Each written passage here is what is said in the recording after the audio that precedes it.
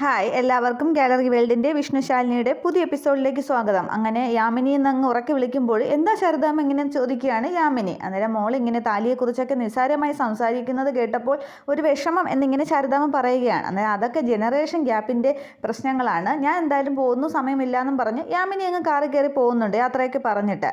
തുടർന്ന് കാണിക്കുന്നത് ശാരദാമ്മയുടെ വീടാണ്. അവിടെയാണെങ്കിൽ ശാരിക രാജീവ് സാർ, അതായത് നിൻ്റെ ഭർത്താവ് വേറൊരു കല്യാണം ആലോചിച്ച് തുടങ്ങിയെന്നൊക്കെ ശാരദാമ്മ പറഞ്ഞതോർത്ത് വിഷമവും ഇല്ല, ദേഷ്യവും ഇല്ല, ആകെ ഒരു എന്തോ ഒരു അവസ്ഥയിൽ ശാരിക അങ്ങ് ആലോചിച്ചിരിക്കുകയാണ്. ഈ സമയത്ത് മുറ്റത്ത് ശാരദാമ്മയും കുറുപ്പ് സാറും നിൽക്കുന്നുണ്ട്. കുറുപ്പ് സാറിനോട് ശാരദാമ്മ കാര്യങ്ങളൊക്കെ പറയുകയാണ്, രാജീവിന് വേറെ വിവാഹം ആലോചിക്കുന്നതൊക്കെ. അന്നേരം കുറുപ്പ് സാറ് പറയുന്നുണ്ട്, അവർ രണ്ടുപേരും പ്രായപൂർത്തിയായവരാണ്, നമുക്കിതിൽ എന്തൊക്കെ തീരുമാനിക്കാൻ പറ്റും എന്നൊക്കെ ചോദിക്കുന്നുണ്ട്. അന്നേരം അവൾക്ക് ഞാനിതുവരെ ഒരു കുറവും വരുത്തിയിട്ടില്ല, അവൾക്ക് എവിടെയാണ് പിഴച്ചതെന്ന് എനിക്കറിയില്ല എന്നൊക്കെ ശാരദാമ്മ സങ്കടത്തോടെ സംസാരിക്കുകയാണ്. അന്നേരം അവൾക്ക് എവിടെ മുതലാണ് പിഴച്ചു തുടങ്ങിയതെന്ന് ശാരദാമ്മ ചിന്തിച്ച് നോക്കിക്കുകയെന്ന് പറയുകയാണ്. അന്നേരം ശാരദാമ്മ പറയുന്നുണ്ട്, ഞാൻ ഇതുവരെ അവൾക്ക് ഒരു കുറവും വരുത്തിയിട്ടില്ല എന്നൊക്കെ പറയുമ്പോൾ ചെറുപ്പത്തിലെ ഉള്ളതുകൊണ്ട് തൃപ്തിപ്പെടുന്നവളായിരുന്നു ശാരിക. പക്ഷേ അവൾ ഏറ്റവും പ്രധാനപ്പെട്ട കാര്യത്തിൽ അവൾക്ക് പിഴച്ചു പോയി, അതെന്താണെന്ന് നമ്മൾ ചിന്തിക്കണം എന്നൊക്കെ പറയുമ്പോൾ അവൾക്കൊരു കുറവുണ്ട്, അവളുടെ അച്ഛൻ എന്നിങ്ങനെ പറയുമ്പോൾ ശാരദാമ്മയൊന്ന് അന്തം വിടുന്നുണ്ട്. അന്നേരം പറയുകയാണ്, അച്ഛൻ നമ്മൾ കുഞ്ഞായിരുന്നപ്പോൾ തന്നെ അവളെയും അനിയത്തിയെയും എന്നെയും കൂട്ടി കഴുത്തിന് പിടിച്ച് പുറത്താക്കിയതാണ്, അല്ലാതെ ഞാൻ ഭർത്താവിൻ്റെ വീട്ടിൽ സുഖസൗകര്യങ്ങൾ തീരെ ഇല്ല എന്നൊക്കെ പറഞ്ഞ് ഞാൻ ഇറങ്ങി പോകുന്നതൊന്നുമല്ല. ഒരു കല്യാണമൊക്കെ കഴിച്ച് ഒരു പുരുഷൻ്റെ കൂടെ ജീവിക്കാൻ തുടങ്ങിയപ്പോഴാണ് ഒക്കെ അവളുടെ അച്ഛൻ്റെ കുറവുണ്ടായതെന്നൊക്കെ പറഞ്ഞ് ശാരദാമ്മ ചിന്തിക്കുന്നുണ്ട്. അന്നേരം അത് ഇപ്പോഴല്ല, മുന്നേ അവൾക്ക് ആ മനസ്സിലൊരു ബോധ്യമുണ്ടായിരുന്നു. കുറേ നാളായി ഞാൻ ശാരിയെക്കുറിച്ച് ചിന്തിക്കാൻ തുടങ്ങിയിട്ട്, എന്തൊക്കെയോ പ്രശ്നങ്ങൾ അവളുടെ മനസ്സിലുണ്ട് എന്നൊക്കെ പറയുമ്പോൾ അത് തിരുത്താൻ തയ്യാറാണെന്നൊക്കെ ശാരദാമ്മ പറയുന്നുണ്ട്. പക്ഷേ അച്ഛൻ്റെ കാര്യം പറയുമ്പോൾ ശാരദാമ്മ ഗോപാലകൃഷ്ണൻ്റെ കാര്യം പറയുമ്പോൾ ശാരദാമ്മ ഒന്ന് വിഷമിക്കുകയാണ്. അതൊന്ന് ശാരദാമ്മ ഓർക്കുന്നുണ്ട്. അന്ന് ഗോപാലകൃഷ്ണൻ വീട്ടിൽ വന്നപ്പോൾ ശാരദാമ്മ ഇറങ്ങി പോകാൻ പറഞ്ഞപ്പോൾ ശാരിക ഹോട്ടലിലേക്ക് കൂട്ടിക്കൊണ്ടുപോയി ആഹാരം വാരി കൊടുത്തതും പിന്നീട് വീട്ടിൽ നിന്നും ഇറങ്ങിപ്പോകാൻ പറഞ്ഞതൊക്കെ ശാരിക തടുത്ത കാര്യങ്ങളൊക്കെ ഓർത്ത് ശാരദാമ്മ അങ്ങ് വിഷമിച്ച് നിൽക്കുകയാണ്. അച്ഛൻ്റെ സ്ഥാനം ചെറുപ്പം മുതലേ ശാരികയുടെ മനസ്സിലുണ്ടായിരുന്നു, പക്ഷെ അതവൾ പുറത്ത് കാണിച്ചില്ലെന്നേ ഉള്ളൂ. ശാരദാമ്മയ്ക്ക് സംഭവിച്ചത് തന്നെ അവൾക്ക് സംഭവിക്കും എന്നുള്ളൊരു പേടി അവളുടെ ഉണ്ടായിരുന്നു. രാജീവിനെ അങ്ങ് അങ്ങേയറ്റം സ്നേഹിക്കുമ്പോഴും അവളുടെ മനസ്സിൽ ഉണ്ടായിരുന്നു, അങ്ങനെ ഒരു പേടി ഉണ്ടായിരുന്നു. അന്ന് 2 ലക്ഷം രൂപ കൊടുത്ത് ഗോപാലകൃഷ്ണനെ ജയിലിൽ നിന്ന് ഇറക്കിക്കൊണ്ട് വരുമ്പോൾ അവൾ വല്ലാതെ സന്തോഷിച്ചിരുന്നു. പിന്നെ അച്ഛൻ ഈ വീട് വിട്ട് പോകില്ല എന്നവൾ ഓർത്തിരുന്നു. പക്ഷെ അന്നാണ് ശാരദാമ്മ പിന്നെ ഗോപാലകൃഷ്ണനോട് ഇറങ്ങി പോകാനായിട്ട് പറഞ്ഞത്. പക്ഷെ അന്നാണ് അവളുടെ മനസ്സ് ഏറ്റവും കൂടുതൽ വേദനിച്ച ദിവസവും. പക്ഷേ ശാരദാമ്മയുടെ അതേ അവസ്ഥ അവൾക്ക് വരും എന്നവൾ ഭയപ്പെട്ടിരുന്നു.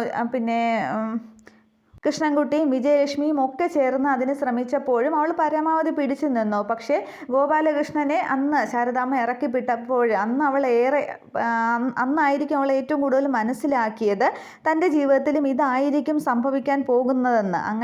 അങ്ങനെയല്ലേ അന്ന് ഗോപാലകൃഷ്ണനെ ഇറക്കിവിട്ട അതേ ദിവസം തന്നെയല്ലേ രാജീവിനോടും അന്ന് ഇറങ്ങിപ്പോകാനായിട്ട് പറഞ്ഞത്. അതും ഗോപാലകൃഷ്ണൻ്റെയും ശാരദാമ്മയുടെയും ജീവിതത്തിൽ സംഭവിച്ചതിനെ കുറിച്ചൊക്കെ പറഞ്ഞ് രാജീവ് കുറ്റപ്പെടുത്തിയപ്പോഴല്ലേ അങ്ങനെയൊക്കെ സംഭവിച്ചത് എന്നൊക്കെ ചോദിക്കുന്നുണ്ട്. അന്നേരം ശാരദാമ്മ ആ സംഭവം ഓർക്കുന്നുണ്ട്. രാജീവ് വന്ന മുറ്റത്ത് നിന്ന് പറഞ്ഞ കാര്യങ്ങളൊക്കെ നിങ്ങൾക്ക് വേറെ പ്രശ്നങ്ങളാണെന്നൊക്കെ പറഞ്ഞ് ശാരദാമ്മയെ കുറ്റപ്പെടുത്തിയപ്പോൾ രാജീവാണെങ്കിൽ രാജീവിനെ കടക്ക് പുറത്ത് അല്ലെങ്കിൽ ഞാൻ ചൂലെടുക്കുമെന്നൊക്കെ പറഞ്ഞ് രാജീവിനെ ആട്ടി ഇറക്കിയ കാര്യങ്ങളൊക്കെ ശാരദാമ്മ ഓർക്കുന്നുണ്ട്. പക്ഷെ അവൾ തോറ്റു കൊടുക്കാനായിട്ട് തയ്യാറായില്ല. ശാരദാമ്മയാണ് അന്ന് ഗോപാലകൃഷ്ണൻ ഒഴിവാക്കിയതെങ്കിൽ അവൾ മനഃപൂർവ്വം രാജീവിനെ ഒഴിവാക്കാനാണ് ശ്രമിച്ചതെന്നൊക്കെ പറയുമ്പോൾ ആ ശാരികയുടെ മനസ്സ് കൂടുതൽ അറിയാനായിട്ട് ശാരദാമ്മ ശ്രമിക്കുകയാണ്.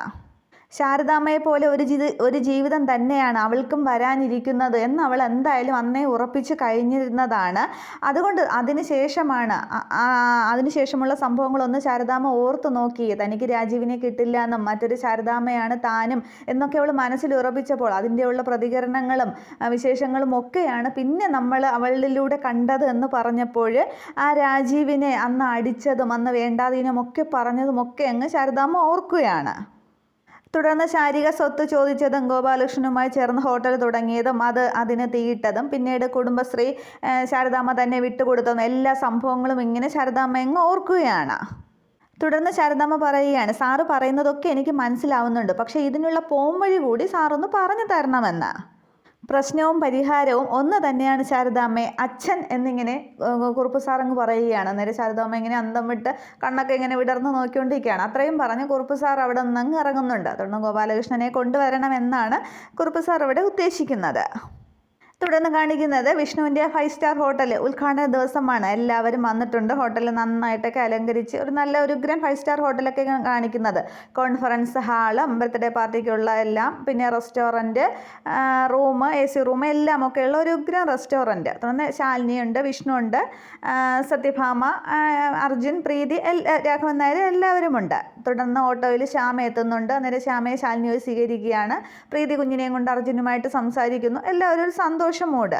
അന്നേരം ശ്യാമയോട് ശാലിനിയെ അമ്മ വന്നില്ലേന്ന് ചോദിക്കുമ്പോൾ അമ്മ പിന്നീട് എപ്പോഴെങ്കിലും വരാമെന്ന് പറഞ്ഞു, ഇപ്പോൾ എന്നെ പറഞ്ഞു വിട്ടു എന്ന് പറയുകയാണ്. തുടർന്ന് കമലിനോട് സത്യഭാമ വിശേഷങ്ങളൊക്കെ ചോദിക്കുന്നുണ്ട്. മൊബൈൽ റെസ്റ്റോറൻ്റൊക്കെ എങ്ങനെ പോകുന്നു നോക്കുമ്പോൾ വിജിലയാണ് അതിൻ്റെ ടിപ്പുകാരി, അവളാണിപ്പോൾ മുതലാളി എന്നൊക്കെ പറയുമ്പോൾ ശാലിനി പറയുന്നുണ്ട്, പാവം, ആ പാവത്തിന് ഇപ്പോഴാണ് ബോർഡി മാറ്റാൻ ജോലി കിട്ടിയെന്നൊക്കെ പറഞ്ഞ് ചിരിച്ച് സന്തോഷിക്കുകയാണ്. തുടർന്ന് ഇങ്ങനെ വിഷ്ണു എവിടെയെന്ന് ഇങ്ങനെ ചോദിക്കുകയാണ്. അന്നേരം വിഷ്ണുവിനെ കാണിക്കുന്നു. വിഷ്ണു ആണെങ്കിൽ ആ ഹോട്ടലിൽ വെയിറ്റർ ആണെങ്കിൽ ഇങ്ങനെ ജ്യൂസും കൊണ്ട് വരുമ്പോൾ ഇന്ന് എല്ലാവർക്കും കുടിക്കാനുള്ളതാണ്, ഇങ്ങനെ അനങ്ങി നടന്നാൽ പോരാ, എടുത്തേ ഞാൻ കൊണ്ട് കൊടുക്കാമെന്നും പറഞ്ഞ് അയാളുടെ നിന്ന് ട്രേ വാങ്ങിക്കാൻ തുടങ്ങുമ്പോൾ സത്യഭാമ കാണുകയാണ്. അന്നേരം വിഷ്ണു അത് അയാളുടെ കൊടുത്തിട്ട് ഇങ്ങോട്ട് വന്നേന്ന് വിളിക്കുകയാണ്. തുടർന്ന് എന്താ അമ്മ എന്നും പറഞ്ഞിങ്ങനെ വിഷ്ണു വരുമ്പോൾ അർജുൻ പറയുന്നുണ്ട്, അതെ, ഇയാൾ ഇവിടുത്തെ തൊഴിലാളിയല്ല, മുതലാളിയാണെന്ന്. അന്നേരം സത്യഭാമ ശരിവയ്ക്കുകയാണ്. അന്നേരം രാഘവൻ പറയുന്നുണ്ട്, അങ്ങനെ ഒന്നും വേണ്ട, ജോലി ചെയ്യാൻ ഒരു മനസ്സുള്ളത് എപ്പോഴും നല്ലതാണെന്ന്. അന്നേരം വിഷ്ണു അങ്ങ് ചിരിച്ചു നിൽക്കുകയാണ്. കോട്ടും സൂട്ടും ഒക്കെ ഇട്ട് AC മുറിയിൽ ഇരിക്കുന്നവരല്ല ഇപ്പോഴത്തെ മുതലാളിമാർ, തൊഴിലാളികളോടൊപ്പം പണിയെടുക്കുന്നവരാണ്. എങ്കിലും ഏതു പ്രതിസന്ധി ഘട്ടങ്ങളും അവർക്ക് തരണം ചെയ്യാൻ പറ്റുമെന്നൊക്കെ രാഘവൻ നായർ പറയുമ്പോൾ അത് രാഘവേട്ടൻ ഇനി എന്തൊക്കെ പറഞ്ഞാലും എൻ്റെ മോനെ ഞാനിനി അതിനൊന്നും വിടില്ല. ഹോട്ടലിൽ തട്ടുകടയിൽ ജോലി ചെയ്തും മില്ലിൽ പണിയെടുത്തും എൻ്റെ മോൻ പിന്നെ പൊരി വെയിലത്തായിരുന്നു ഇത്രയും നാളും. ഇനി ഞാൻ അവനെ അതിനൊന്നും വിടില്ല. സ്റ്റാർ ഹോട്ടലിൻ്റെ മുതലാളി എന്ന് തന്നെ സത്യഭാമയുടെ മകനെ അങ്ങനെ തന്നെ നാട്ടുകാരെ അറിയണം. പിന്നെ അകന്നു നിൽക്കുകയായിരുന്നെങ്കിലും എൻ്റെ മനസ്സ് നീർന്നില്ലായിരുന്നു എന്ന് രാഘവേട്ടന് പറയാൻ പറ്റുമോ എന്നൊക്കെ പറയുമ്പോൾ രാഘവേട്ടൻ അതെ എന്നൊക്കെ പറഞ്ഞങ്ങ് ചിരിച്ച് തലകുലുക്കുകയാണ്. തുടർന്ന് രാഘവൻ നായർ ചോദിക്കുന്നുണ്ട്, അല്ല ഇനി അങ്ങ് ഉദ്ഘാടനം നടത്തിക്കൂടെ, ഇനിയപ്പോൾ ആരെയാണ് കാത്തിരിക്കുന്നതെന്ന്. അന്നേരം നടത്താൻ രാഘവേട്ടാന്ന് പറയുകയാണ്. എങ്കിൽ ഐശ്വര്യമായിട്ട് വിളക്ക് അങ്ങോട്ട് കൊളുത്തു ഭാമയെന്ന് പറയുമ്പോൾ കമലാന്ന് വിഷ്ണു വിളിക്കുകയാണ്. ഉടനെ വിഷ്ണു പോയി വിളക്കും തീപ്പെട്ടി ഒക്കെ ആയിട്ട് വരികയാണ്. തുടർന്ന് കൊളുത്ത് എന്ന് പറയുമ്പോൾ അവർ കൊളുത്താനായിട്ട് ഇങ്ങനെ തയ്യാറായി വരുമ്പോഴാണ് നമ്മുടെ ചന്ദ്രബോസിൻ്റെ പോലീസ് വണ്ടി ആ ഹോട്ടലിൻ്റെ മുറ്റത്തേക്ക് വരുന്നത്. തുടർന്ന് എല്ലാവരും അങ്ങോട്ട് ശ്രദ്ധിക്കുകയാണ്. തുടർന്ന് ചന്ദ്രബോസ് ഇറങ്ങുന്നുണ്ട്. വേറെ കുറേ ഉദ്യോഗസ്ഥരൊക്കെ ഇറങ്ങുകയാണ്. അന്നേരം എല്ലാവരും നിർത്തിക്കേ എന്ന് പറയുകയാണ്. നിങ്ങളിവിടെ വിളക്ക് കൊളുത്തി കളിക്കുമ്പോൾ അതിന് പ്രൊട്ടക്ഷൻ തരാനാണ് ചന്ദ്രബോസ് വന്നതെന്ന് കരുതിയോ എന്നിങ്ങനെ ചോദിക്കുകയാണ്. അന്നേരം വിഷ്ണു ചോദിക്കുകയാണ്, ചന്ദ്രബോസിനിപ്പോൾ എന്താ വേണ്ടതെന്ന് പറയുമ്പോൾ നീ അതൊക്കെ താഴെ വെച്ചേന്നിങ്ങനെ പറയുകയാണ്. വിഷ്ണുവിൻ്റെ കയ്യിലിരിക്കുന്ന തീപ്പെട്ടി തട്ടം എല്ലാം കൂടി. അന്നേരം മോനെ ഇതൊന്ന് പിടിച്ചതെന്നും പറഞ്ഞ് കമലൻ്റെ കയ്യിലേക്ക് അതെല്ലാം കൂടി വിഷ്ണു കൊടുക്കുന്നുണ്ട്. തുടർന്ന് വിഷ്ണു പറയുകയാണ്, ചന്ദ്രബോസെ വെറുതെ ബുദ്ധിമുട്ടിപ്പിക്കാനായിട്ട് വരല്ലേ എന്ന്. അന്നേരം ബുദ്ധിമുട്ടിച്ചാൽ നീ എന്തോ ചെയ്യടാന്നും പറഞ്ഞ് കട്ടയ്ക്ക് ചന്ദ്രബോസ് നിൽക്കുകയാണ്. അന്നേരം ബുദ്ധിമുട്ടിച്ചാൽ ചന്ദ്രബോസും കുറച്ച് ബുദ്ധിമുട്ടും എന്നൊക്കെ പറഞ്ഞ് ആ മുണ്ടിൻ്റെ കരയൊക്കെ ഇങ്ങനെ പിടിച്ചുകൊണ്ട് വിഷ്ണു ഡയലോഗ് പറയുകയാണ്. പക്ഷേ ശാലിനി ആണെങ്കിൽ ഇതൊക്കെ ശ്രദ്ധിച്ച് നിൽക്കുകയാണ്.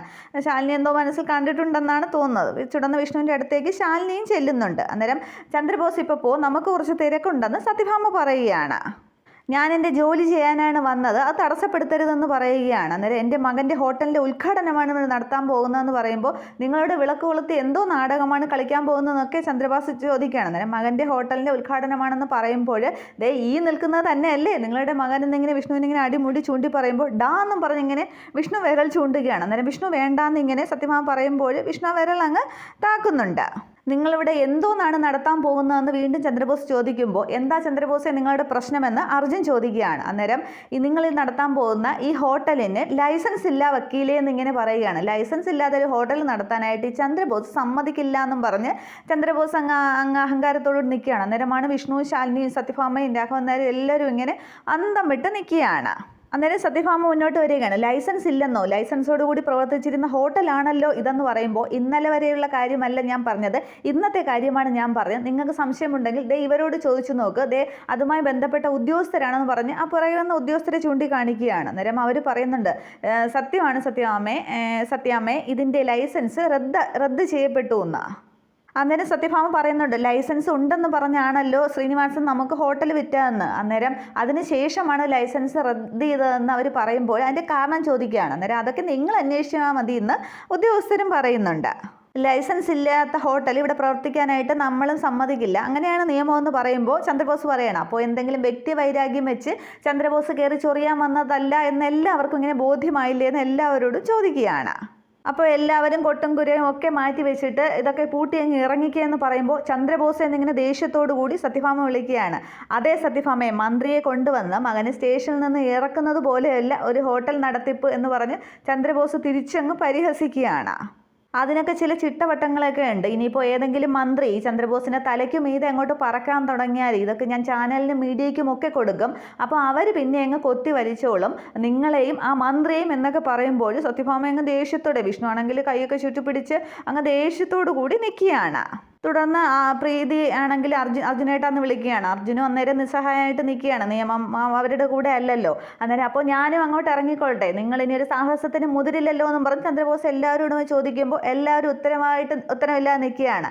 അന്നേരം അതെ ചന്ദ്രബോസ് സാറേ എന്നിങ്ങനെ ശാലിനി വിളിക്കുകയാണ്. അന്നേരം അയ്യോ കളക്ടറമ്മ ഇവിടെ നിൽപ്പുണ്ടായിരുന്നോ എന്നും പറഞ്ഞ് തിരിച്ച് ചന്ദ്രബോസ് കളിയാക്കുമ്പോൾ സത്യാമ്മ ഇന്നിവിടെ ഹോട്ടൽ ഉദ്ഘാടനം ചെയ്യാനായിട്ട് തീരുമാനിച്ചിട്ടുണ്ടെങ്കിൽ അത് ഉദ്ഘാടനം ചെയ്തിരിക്കും എന്നും പറഞ്ഞ് നല്ല പഞ്ച ഡയലോഗോടി ശാലിനി നിൽക്കുകയാണ്. അന്നേരം അതെങ്ങനെയാണാവോ എന്നും പറഞ്ഞ് തിരിച്ച് ചന്ദ്രബോസ് ചോദിക്കുകയാണ്. ലൈസൻസ് ഇല്ലാതെ ഒരു ഹോട്ടൽ എന്നല്ല ഒരു മുറുക്കാൻ കടം പോലും ഞാനിവിടെ തുടങ്ങാനായിട്ട് സമ്മതിക്കില്ല എന്ന് പറയുമ്പോൾ ശരി അതൊക്കെ സമ്മതിച്ചു, ശരി ലൈസൻസ് റദ്ദാക്കിയ ഉത്തരവ് എവിടെയെന്നിങ്ങനെ കയ്യും കെട്ടി ശാലിനി ചോദിക്കുകയാണ്. അന്നേരം അവർ പറയുന്നുണ്ട് ഉത്തരവായി കഴിഞ്ഞു, അതിന് പ്രിന്റ് ചെയ്യേണ്ട സമയമേ ഉള്ളൂ എന്ന് ഉദ്യോഗസ്ഥർ പറയുകയാണ്. അന്നേരം ലൈസൻസ് അപ്പോൾ റദ്ദാക്കാനുള്ള ആ ഒരു പരിപാടിയുടെ ചന്ദ്രബോസിൻ്റെ ശുഷ്കാന്തിയൊക്കെ നമുക്ക് മനസ്സിലായി എന്നിങ്ങനെ ശാലിനി പറയുകയാണ്. ഇന്ന് ഈ ഹോട്ടൽ ഇവിടെ പറഞ്ഞ സമയത്ത് ഉദ്ഘാടനം ചെയ്തിരിക്കും എന്നും പറഞ്ഞ് ശാലിനി അങ്ങ് നിൽക്കുകയാണ്. അങ്ങനെ വിഷ്ണുവും സത്യഭാമയൊക്കെ അന്തം വിട്ട് നിൽക്കുകയാണ് ശാലിനി എന്ത് പറയുന്നു ഉദ്ദേശിച്ച്.